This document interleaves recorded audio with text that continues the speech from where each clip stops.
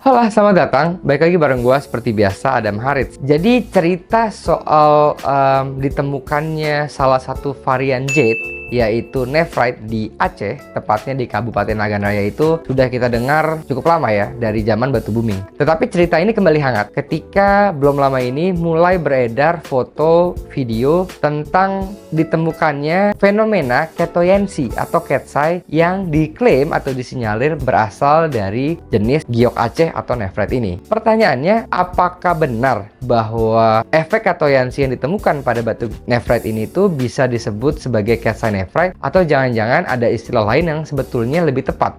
Mari kita bahas.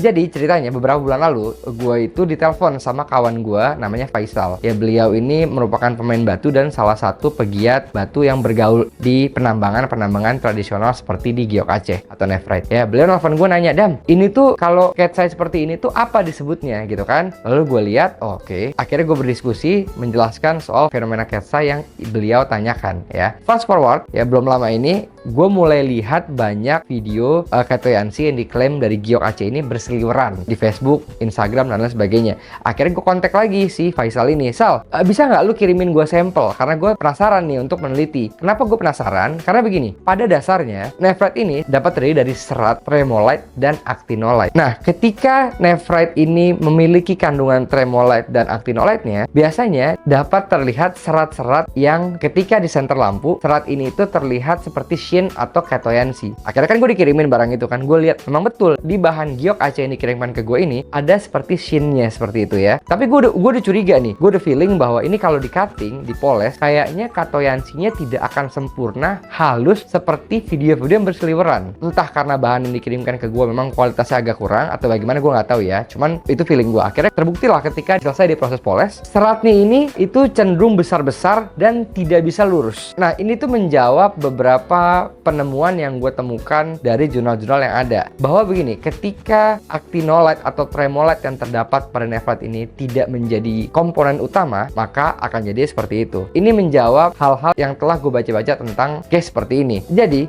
namanya nephrite ketika ada kandungan actinolite dan tremolite bukan sebagai komponen utama, seratnya itu tidaklah paralel. Sebaliknya, apabila seratnya itu paralel ya dan halus, lebih bisa dipastikan bahwa itu adalah actinolite, karena actinolite memiliki serat-serat yang lebih halus dan paralel ketika ditemukan dalam form utamanya. Jadi yang menjadi pertanyaan gue adalah, apakah jangan-jangan material yang ditemukan diklaim memiliki efek ketoyensi ini sebetulnya adalah ketsai actinolite-nya, bukan bagian dari nephrite-nya, tapi melainkan actinolite-nya. Karena fenomena menyebut ketoyensi, ketsai di material ini itu bukan hanya di Indonesia aja, tapi dunia juga sama. Di pasar mereka banyak sebutnya sebagai ketsai jade atau ketsai nephrite. Padahal mungkin lebih tepat itu disebut sebagai ketsai actinolite karena bentuk formnya yang tadi. Gue juga cek di alat advance kan, di UV-Vis. Gue juga terima ketsai actinolite hari ini, lebih tepatnya gue terima ada 3 atau 4 ketsai yang gue yakin di pasar ini disebut sebagai ketsai jade. Gue cek di alat advance di UV-Vis, memang cenderung jauh lebih condong ke actinolite-nya aja, karena kita punya sampel database kan, muncul bahwa ini adalah ketsai actinolite. Tentu ini tuh menjadi tantangan tersendiri buat gue kan. Artinya apa? Bahwa gue jadi penasaran. Jadi gini, bukan nggak ada ketsai